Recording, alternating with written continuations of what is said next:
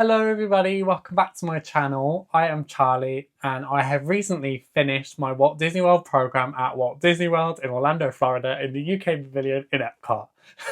I have just finished the CRP, which is the Cultural Representative Program. This is a year-long program in Orlando, Florida, working in the UK Pavilion. There is one for a lot of countries, all the countries around the world showcase. They do the Cultural Representative Program.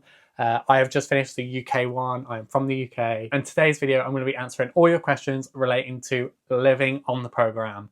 So I put a question up on my Instagram, on my story, on Charlie's New World's Instagram, and I put up what is some questions you have about living at Walt Disney World and doing the program, the CRP in general.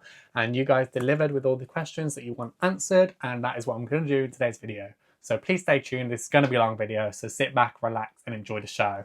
So I'm going to jump in because we've got a lot to get through. The first question was, what was your experience in Flamingo? So Flamingo Crossings is the living resort that you live in when you do the Walt Disney World programs. It is a beautiful, beautiful place. There are two building land plots. There is one called East, one called West. They're beautiful. I had such a good experience at Flamingo. But I will say not everyone has a good experience in Flamingo. I had a great experience. I loved it. The apartments were nice, very fit the brief. I mean, these are new apartments that opened around COVID era. The ones before that, like if you see what they were, this is a living luxury compared to that. So I had no problem with it. In general, I think we're so lucky to have this place to live at. I mean, it could be a lot worse. Even though it is very expensive to live there, it should be that good for that price. But yeah, I was very pleased with Flamingo. Next is, would you pick shared accommodation again? My answer would be yes. I think shared accommodation is really important when you do the cultural representative program. I mean, you're applying to be a cultural representative of your country. So I feel like the whole program doesn't just end when you clock out at work. You are there in that country on a Q1 visa, which is a cultural visa. I feel like the housing and living with other people from around the world is the beauty of the program. When I moved in and I shared a room with a boy from America who lived in California. So my apartment was full of Americans. So although that is a cultural representative and a cultural exchange, a lot of my friends lived with Germans and Italians and French people. So you never know what you're going to get. And I do highly suggest that you pick shared accommodation. You put your free options. So when you apply and when you get to that stage, you put your preference from like shared room to shared bathroom to your own room. Shared room was not my first option, I will be honest with you. I know the thought of sharing a room is horrendous and a lot of people don't like it. And I personally didn't like the idea of sharing a room. But I've came out on the other side with the best experiences and the best, just a great experience of living and sharing with other people. And I feel like it's a great experience to have under your belt and something to be able to say like, oh yeah, I shared a room with an American for half a year. Like, amazing. But yeah, I definitely suggest it. I think it is scary and it's not permanent. You don't have to live in a shared room forever. You can definitely get moved and yeah, give it a go. Next is tips for shared living. So my biggest advice for shared living is to not expect it to be perfect. I mean, you're sharing a room with 4 working professionals. I mean, professionals is probably not the best word to use, but you're sharing an apartment with 3 other people. So there's 4 of you in an apartment. You're all working like long hours. So the apartment's not going to be perfect.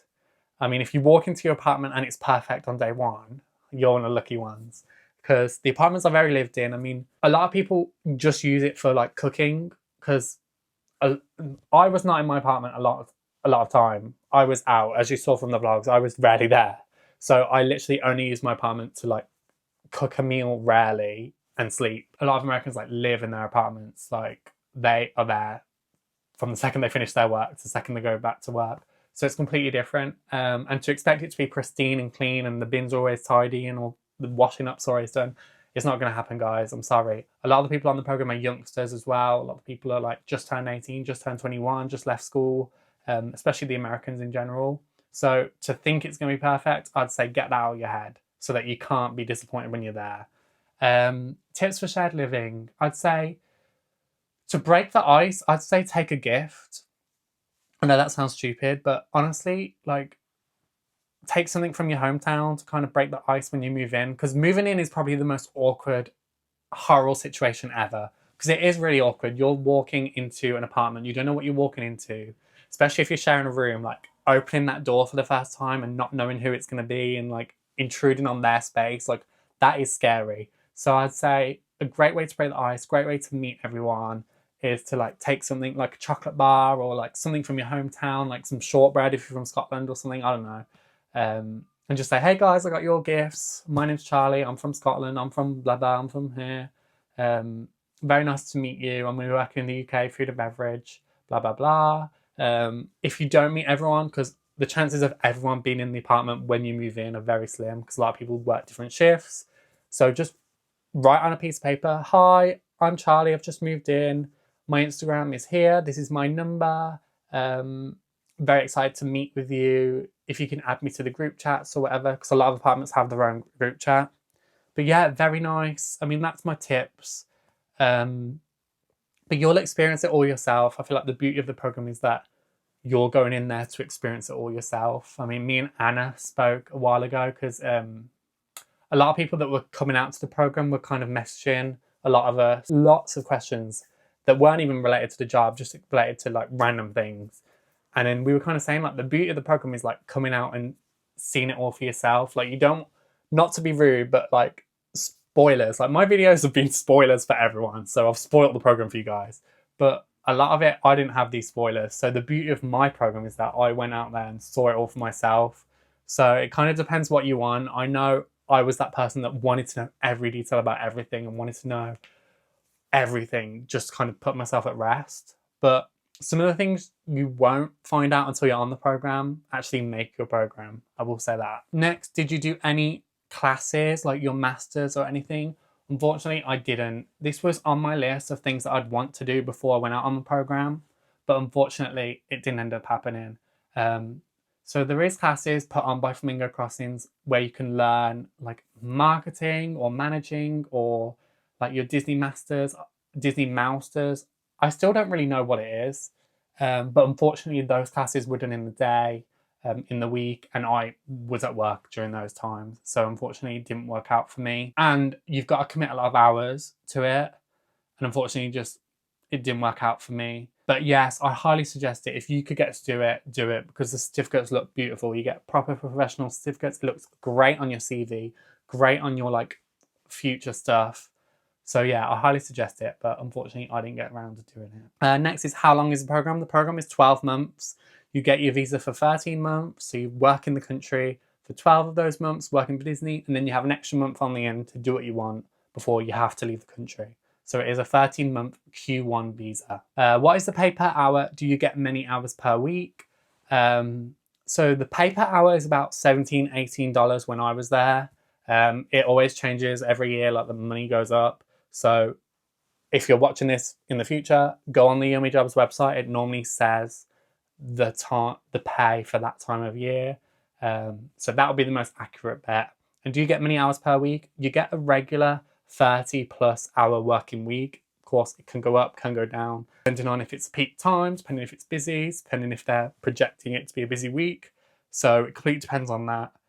But yeah, regular, about 32 hours minimum. Next question is, can you live comfortably on the money? Yes, you can. I did. I will say the cost of living in Orlando is very expensive. America in general is just so expensive. And I know there's a money change, so although things look expensive, it looks like that because the pound is cheaper than, you know what I mean, the exchange rate. But it is so expensive. I will say that. Like a bottle of shampoo is like $10. A tube of toothpaste is like $8, $9. Like it's so expensive. So I will warn you now, the price of things, like it still shocked me. Like even on my last week when I'm looking at the price of like cereal wasn't too bad. I think it was like $5 a box. But like toiletries was so expensive. Some of the things, like the general things, like even like a bag of chicken nuggets, like you can get a bag of chicken nuggets for £1 in this country. Like you can go to like Iceland, the food warehouse, and get like big bag of chicken tenders, big bag of chips for £1. You get like loads of bags for £1 or £2 or £3. In America, like the cheapest is probably like $5, and it is the cheap food. So yeah, I will say the cost of living is very expensive, unfortunately. And next is, do you need savings? Yes, you do need savings. It does say that on the Young Jobs website, because you don't get paid until like a week after you start. So you basically need money to get you through that first week. Of course, in your first month, you're going to have so many things you need to buy. You need to buy all your like hangers. You need to buy all your things for your room, things for your apartment, your food shop, travel. If you're going to Universal, if you're getting a Universal annual pass, it's a big payment. Of course, you can split that cost. You can pay monthly, which is what Freya did. But I bought it all in a lump sum, which was like $300, $400. So yeah, do be aware there is a lot of costs when you first get there. You got to buy your bedding, your towels if you're not taking your own. So there is a lot of fees and a lot of things to pay for in that first month. And it's nice to have backup just because you're going on holiday. So you want some money there as backup. And especially if you want to treat yourself, you want to go and do these experiences and you haven't made that money from Disney yet, or you want to dip into some savings, definitely have them there. Did you manage to save money? I did save money. I did come home with some money. So if you're looking at it that way, I did make profit off my program. I don't know if you see it like that. Compared with what I did and how much I did, if you watch all my videos, I went traveling so much. I think it's great that I came home with money. Yeah, like I didn't go out there to make money. I'm sure if you're going on the program, you're not really going to make money. You're going for the experience, which is what I was going for.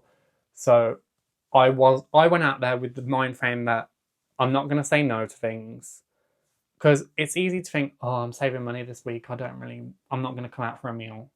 But you're only on this program once, so say yes. Like I went out there, I'm a yes person. I'm not a no person. I'm going to say yes to everything. And I'm so glad that I did. So that's my biggest advice. But saying that, if you say no to everything, you could be saving a lot of money each week and you could take home a good lot of money. But you've kind of, your one chance of living abroad and having that experience has kind of just been, I don't know, it's kind of been tampered with because you kind of like said no to these amazing once in a lifetime opportunities. Next is the program expensive? I just said that. Yes, it is very expensive. Before you're even out there, you've spent a lot of money. The job interviews, like I spent at least £600, £700 before I even flew out on the interview stages. I had to book hotels in London, had to book train travel to get to those interviews.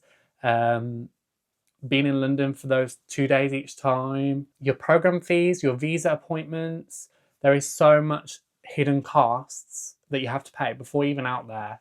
And then of course, if you find out you're at the job, you got to buy your suitcases, you got to buy like toiletries and things you're taking. Take as many toiletries as possible. My biggest advice, toiletries, especially if you're girls and you use makeup and you use skincare and you use body things and period products, like take as much as possible because it's going to be cheaper in this country than there. And the program is expensive.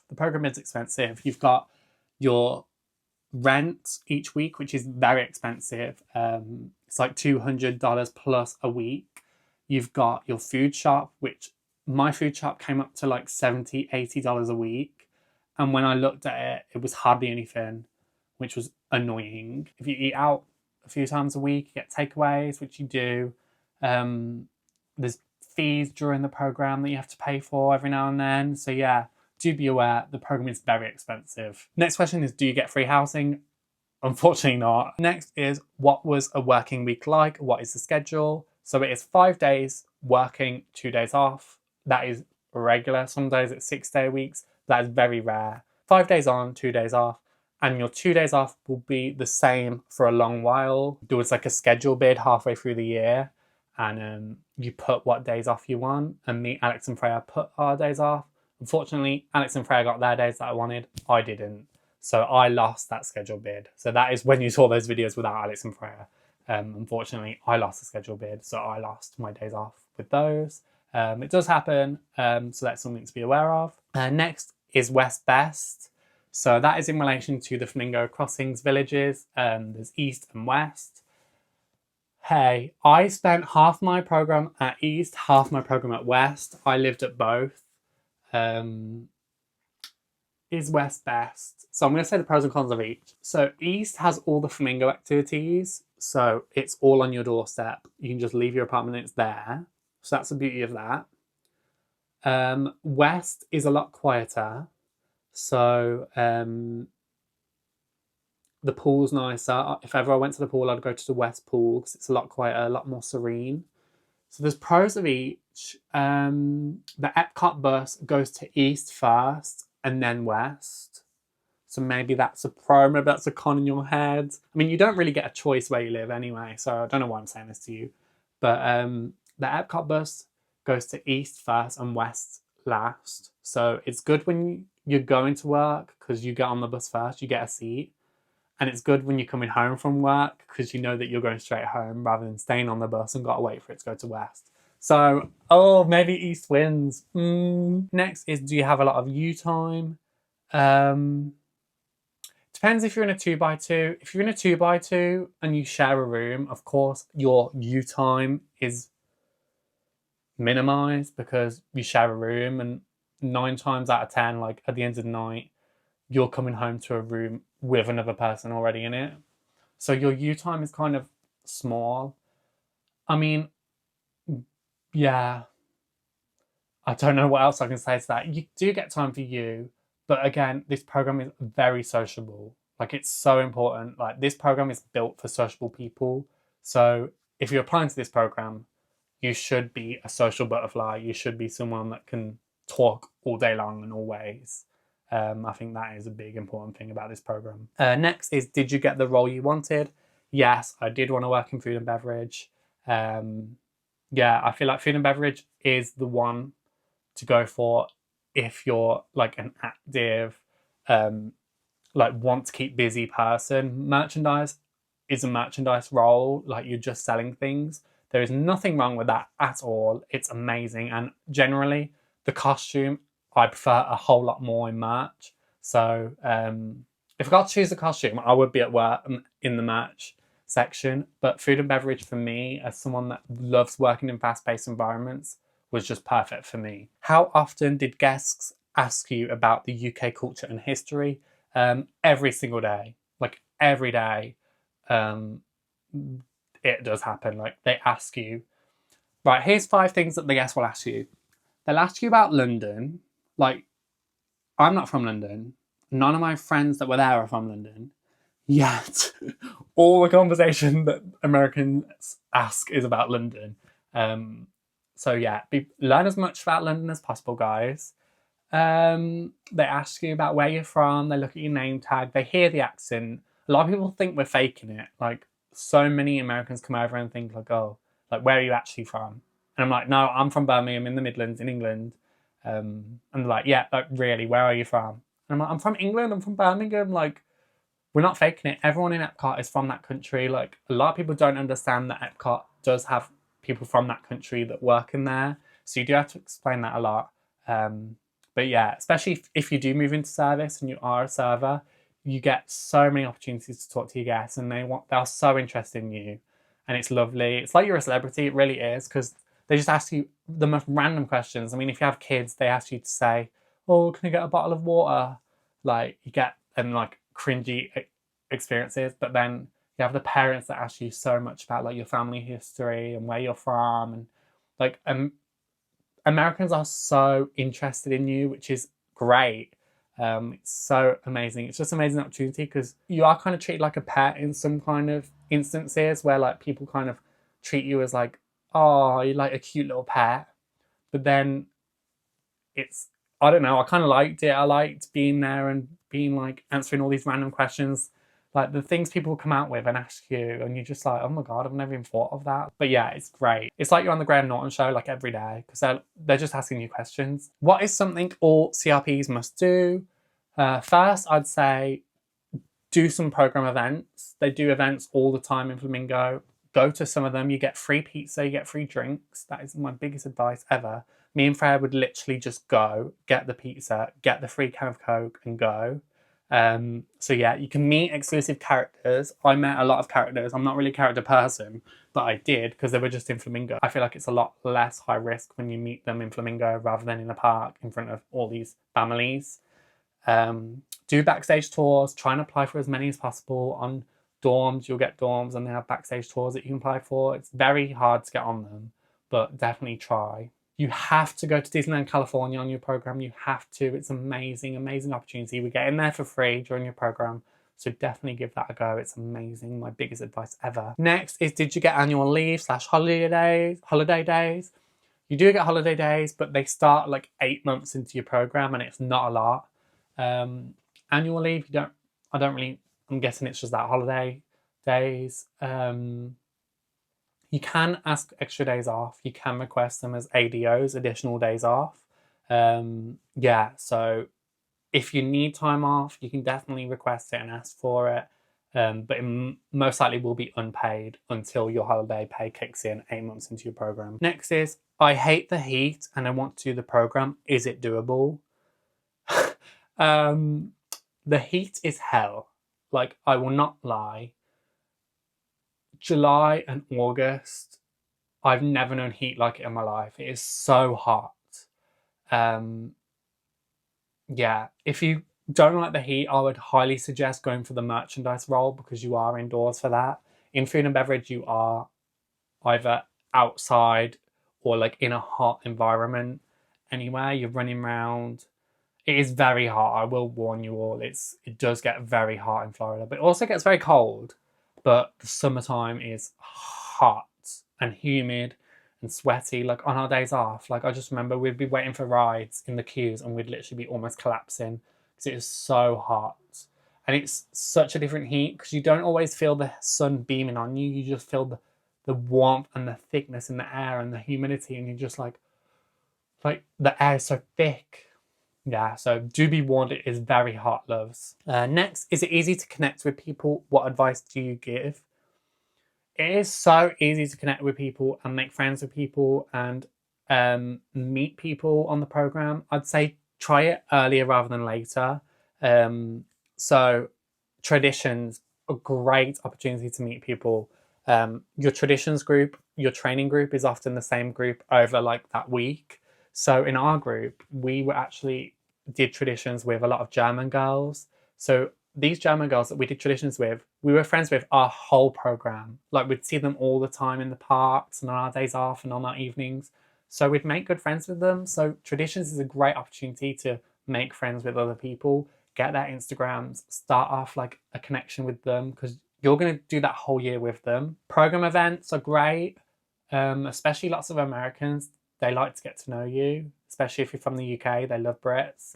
So get to know people, say hello, jump up to people. I mean, you're working for Disney. Most of the people there are friendly. I like to think so.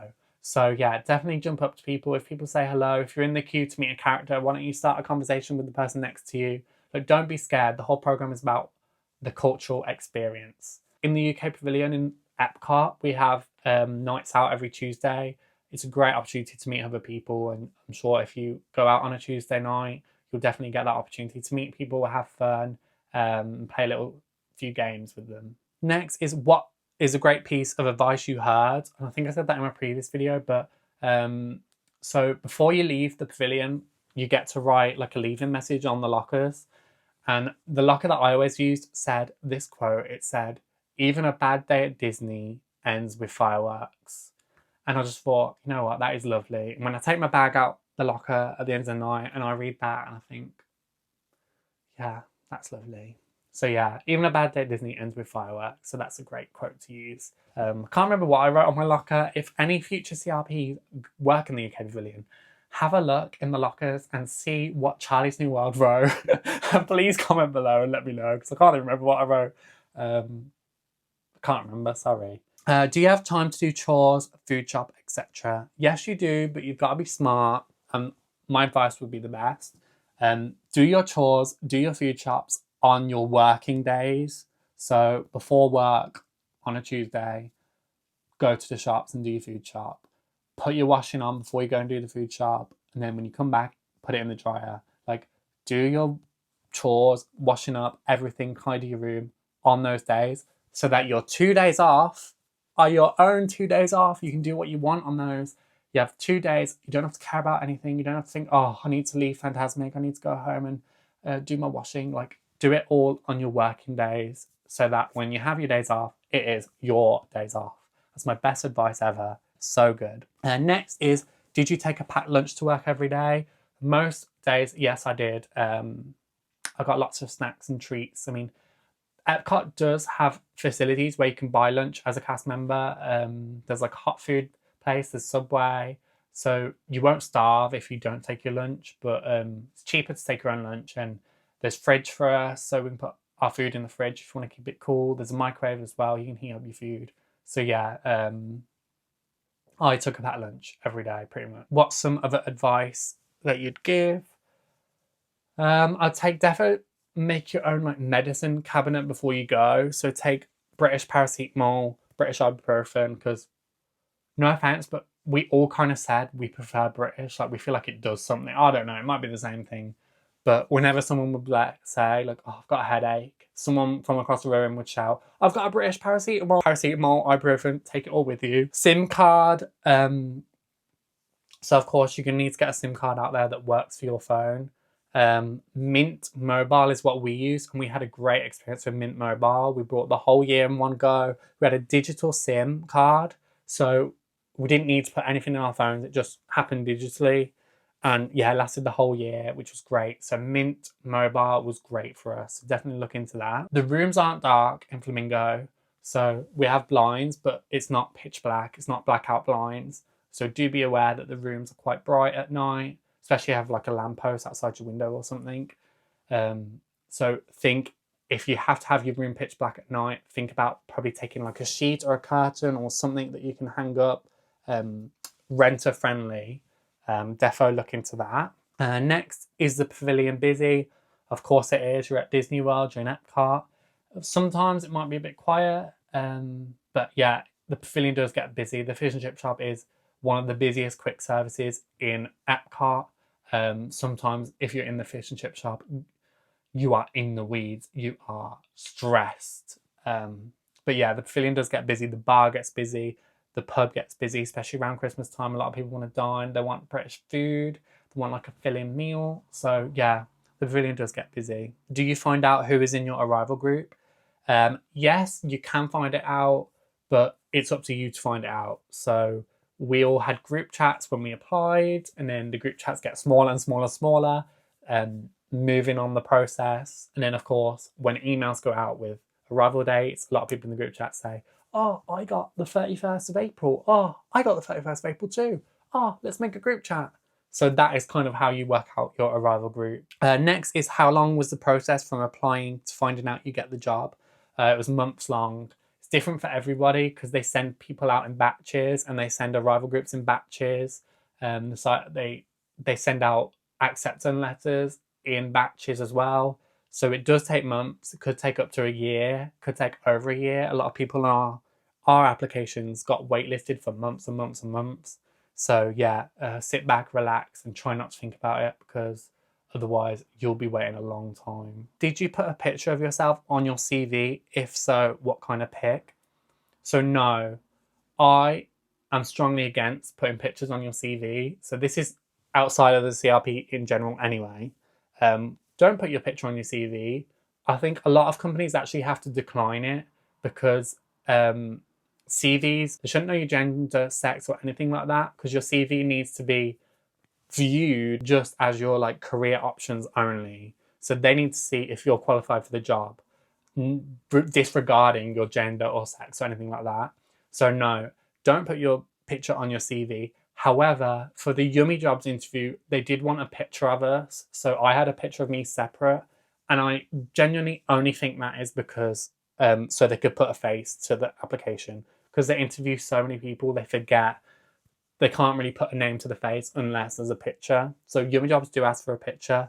And I'd just say it's just a plain kind of headshot, nice smiley picture like this. I don't know, does that look ugly? But yeah. But no, I don't put your picture on your CV, because a lot of companies actually have to delete it straight away if they see a picture on the CV, because it can't look like they're hiring you just because you're a girl or a boy or any other reason like that. Next is, how did you get paid? Is it into a UK bank account? So when you arrive, they actually have already set up a pay card for you, which is a little green card, and it is just a swipe card. So all it does is you go in, they load your paycheck onto it, and then you swipe as you go along. So it's a swipe card. Then there is a bank in Epcot called Partners. Disney have their own bank. It's called Partners, and you can set up with Partners. I did, and if you're in food and beverage, I highly suggest it. Partners, and that is a lot better. That's like a PIN card, and you can tap and go. It's contactless, so that is a lot better. A lot of people attach their Revolut to the paycheck, so they can pay into your Revolut. That works good abroad. So it's completely up to you. You can definitely change it. So they pay into whatever bank account you want. So say you have a Lloyd's account that you definitely want your money to go into, they can do it, but they will set up you with a pay card when you first arrive. And Partners is my best advice. If not Partners, Revolut. I didn't have a Revolut, but I wish I did, kind of, because then I'd have my money from the program that I could send home, but I didn't do that. Next is, how did you adjust to the heat in your costume? So the costumes are quite thin, and they have hidden vents in them. I know for the boys, we had a hidden vent in the back that was a vent so that air could get out, get in. So that was nice. I think most costumes do have vents in them, built into them, so that they can let heat escape and let you stay cool. So yeah, the costume's quite good for heat resistance, I will say that. And then last but not least is, how much experience did you have before you applied for the job? I had 5 years food and beverage experience before I applied for the job. I think Yummy Jobs asked for 2 years experience of retail or food and beverage. So yeah, as long as you've got that, you've kind of ticked off that part of the interview. So yeah.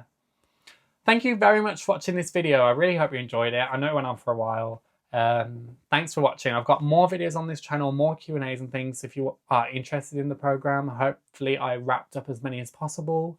Next week I'll be back with a final Q&A answering all your questions about living in America and all about experiencing a whole year in America. I really hope you enjoyed this video. Thanks so much for watching. Please like, comment and subscribe, and I shall see you soon for another video. Thank you very much. Bye.